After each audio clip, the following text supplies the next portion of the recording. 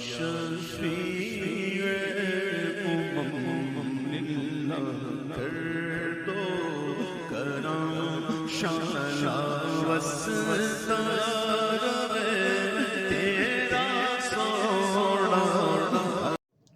الحمدللہ رب العالمین والصلاة والسلام علی سید المرسلین وعلی آلہ واصحابہ اجمعین، اما بعد فاعوذ باللہ من الشیطان الرجیم، بسم اللہ الرحمن الرحیم۔ حضرت سیدنا عبداللہ ابن عمر رضی اللہ تعالیٰ عنہ فرماتے ہیں کہ نبی پاک صلی اللہ تعالیٰ علیہ وآلہ وسلم نے ارشاد فرمایا، اللہم بارک لنا فی شامنا۔ نبی پاک صلی اللہ علیہ وآلہ وسلم نے ملک شام کے لیے دعا کرتے ہوئے ارشاد فرمایا، یا اللہ ہمارے شام کے اندر برکت عطا فرما۔ اسی طرح یمن کے لیے بھی نبی پاک صلی اللہ علیہ وسلم نے دعا کرتے ہوئے ارشاد فرمایا، اللہم بارک لنا فی یمننا، یا اللہ ہمارے یمن کے اندر برکت عطا فرما۔ احادیث میں جہاں بھی ملک شام کا ذکر ملتا ہے، اس سے مراد موجودہ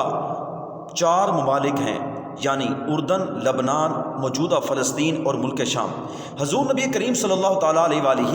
وسلم کی دیگر احادیث بھی ملک شام کے حق میں موجود ہیں، جیسا کہ مسند احمد کے اندر ہے کہ نبی پاک صلی اللہ علیہ وآلہ وسلم کا یہ فرمان ہے، ارشاد فرمایا کہ ملک شام کی سرزمین پر میدان محشر برپا ہوگا۔ یعنی یہ جو موجودہ ملک شام ہے، صرف یہ مراد نہیں ہے، بلکہ فلسطین بھی ہے، اردن بھی ہے، لبنان بھی ہے اور موجودہ ملک شام بھی ہے، یعنی یہ 4 ممالک کی سرزمین پر میدان محشر حضور علیہ الصلوۃ والسلام کے فرمان کے مطابق برپا ہوگا۔ ایک مقام پر نبی پاک صلی اللہ علیہ وآلہ وسلم نے ارشاد فرمایا کہ جب فتنے پھیل جائیں گے تو ملک شام کے اندر امن ہوگا، اور جب ملک شام کے اندر فتنے پھیل جائیں تو حضور علیہ السلام نے ارشاد فرمایا، پھر سمجھ لینا تمہارے اندر کوئی خیر باقی نہیں رہی۔ اس وقت جو فلسطین کی صورتحال ہے وہ کسی سے ڈھکی چھپی نہیں ہے۔ افسوس کا مقام یہ ہے کہ آج مسلمان PSL کے میچوں کے اندر مصروف ہیں، اور اس قدر مصروف ہیں انہیں دنیا کی کوئی خیر خبر ہی نہیں ہے۔ جو ہی دنیا کے اندر کوئی غیر مسلم کے خلاف یا کسی اور کے خلاف کوئی چھوٹا سا سانحہ پیش آتا ہے، اس کے لیے تو تڑپ جاتے ہیں، لیکن فلسطین کے مسلمانوں کے لیے ان کی زبان گونگی ہو جاتی ہے۔ جو ہی کوئی مسئلہ کھڑا ہو جائے، ختم نبوت کے لیے تو آواز نہیں بلند کرتے، لیکن یہ ضرور کرتے ہیں کہ لبرل کے حق میں ضرور آواز بلند کرتے ہیں۔ نبی پاک صلی اللہ تعالیٰ علیہ وآلہ وسلم کی احادیث اور بھی ہیں جو ملک شام کے حق میں موجود ہیں، لیکن ہم یہ تعارف کروانا چاہتے ہیں کہ یہ وہ سرزمین ہے جہاں کم و بیش اللہ تبارک و تعالیٰ کے 70,000 انبیاء کرام علیہم السلام مدفون ہیں،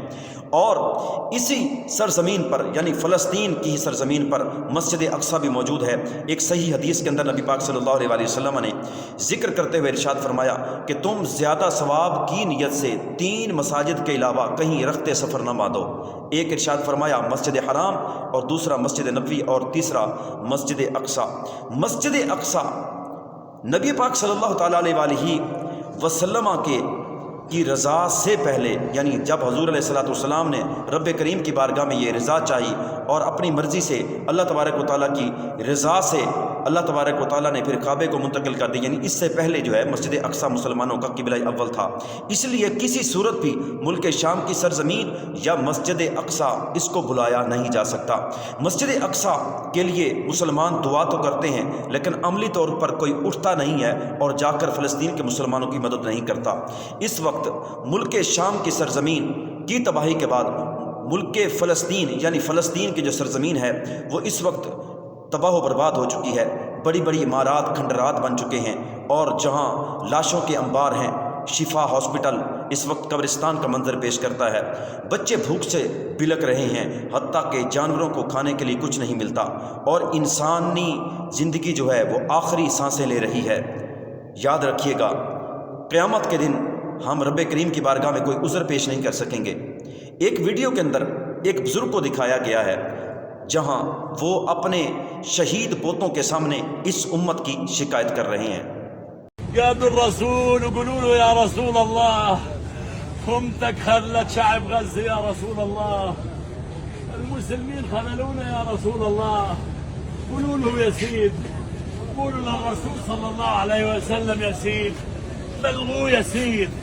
بلغوا يا سيد، قولوا له يا رسول الله الأم خلتنا في غزة يا رسول الله، خذلونا يا رسول الله،